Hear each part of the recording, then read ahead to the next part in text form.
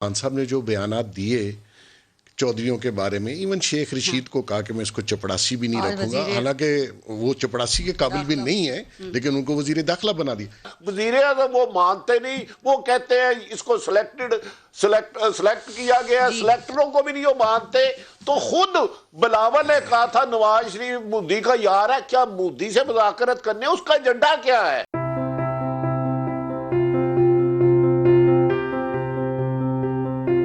بٹی صاحب نے بھی فرمایا، مقصد یہ ہے کہ جتنے بھی ہمارے ہاں پولیٹیشنز ہیں ان کے بیانات میں کول و فیل میں جو تضاد ہے وہ سب کے سامنے ہے۔ آیا خان صاحب اس سے مبرہ ہیں؟ خان صاحب نے جو بیانات دیے چودھریوں کے بارے میں، ایون شیخ رشید کو کہا کہ میں اس کو چپڑاسی بھی نہیں رکھوں گا، حالانکہ وہ چپڑاسی کے قابل بھی نہیں ہے، لیکن ان کو وزیر داخلہ بنا دیا۔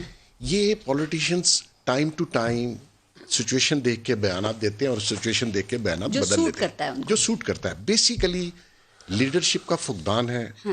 بونے لوگ تھے، ہماری قوم نے لیڈر بنا دیا، کچھ ہمارے پنڈی کے مہربانوں نے ان کو لیڈر بنا دیا۔ جب لیڈر بنا دیتے ہیں پھر خود ہی ان کے ہاتھوں پریشان بھی ہوتے ہیں، بلیک میل بھی ہوتے ہیں، اور وہی لیڈر سو کالڈ جو ہیں وہ اژدہا بن کے سامنے کھڑے ہو گئے۔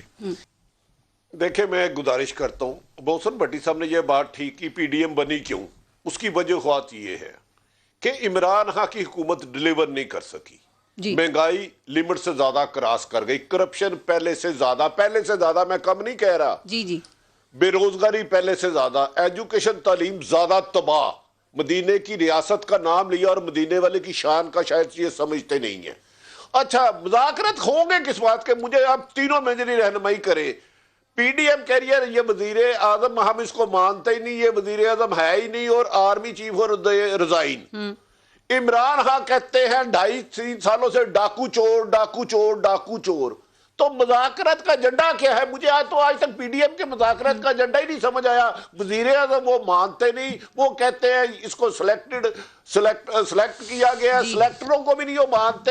تو خود بلاول نے کہا تھا نواز شریف مودی کا یار ہے، کیا مودی سے مذاکرت کرنے، اس کا ایجنڈا کیا ہے؟ دیکھیے 2020 نام ہی بڑا خطرناک ہے، لیکن 2020 میں ٹڈی دل آیا، 2020 میں کرونا آیا، انڈاؤٹیبلی ہم یہ سیکنڈ ویو زیادہ خطرناک ہوئی، پہلی ویو سے اللہ نے ہمیں بچا لیا، جو بھی وہ کریڈٹ دینا پڑتا ہے۔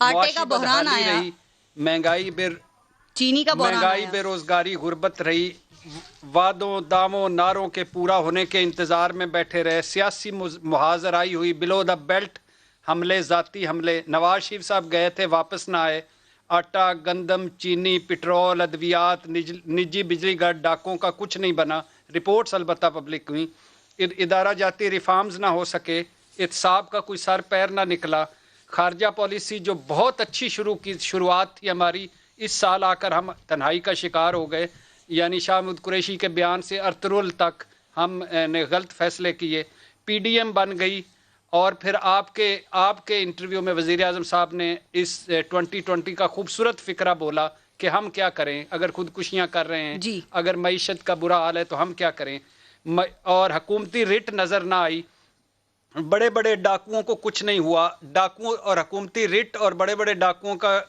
تو کچھ نہ ہوا، البتہ ڈی جے بٹ اور بٹ کڑائی والے پکڑے گئے، کرسیوں والے سامان والے پکڑے گئے، غدار وطن کافر کے لگے نعرے۔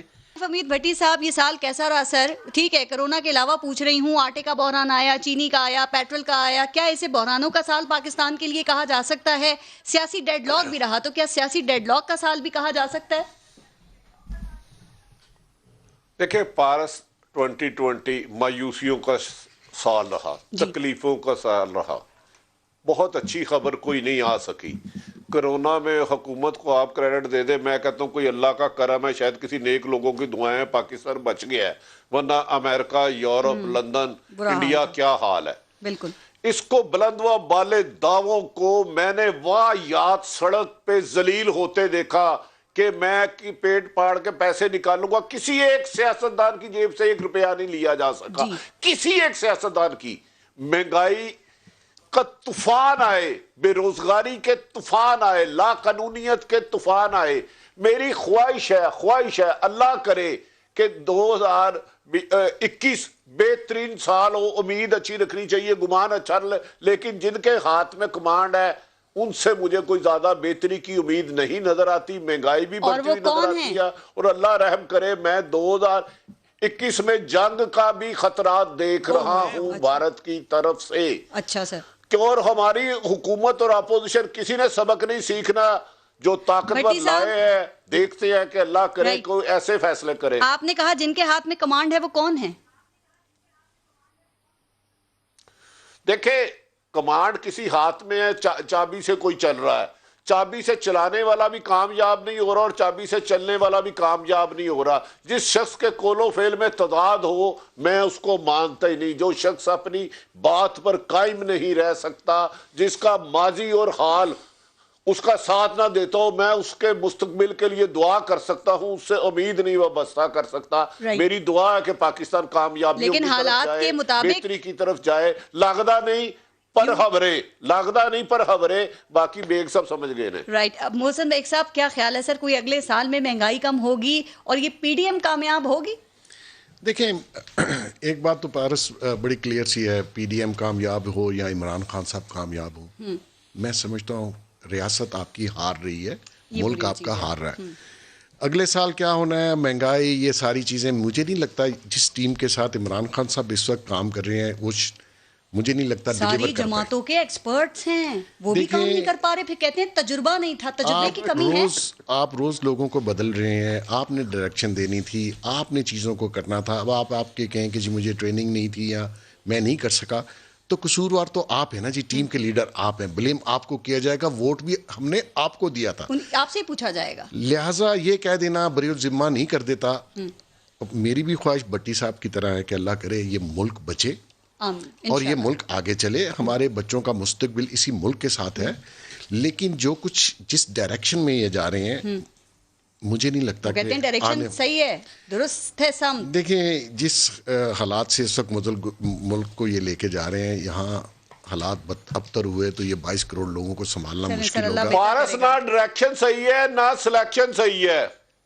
سن لیا جی, دونوں ہی خراب ہیں, دونوں ہی غلط ہیں. پھر 2021 کیسا ہوگا یہ اللہ پہ چھوڑ دیتے ہیں. اللہ ہی جانے, سر اتنی اللہ پہ چھوڑ دیتے ہیں. ایگریڈ.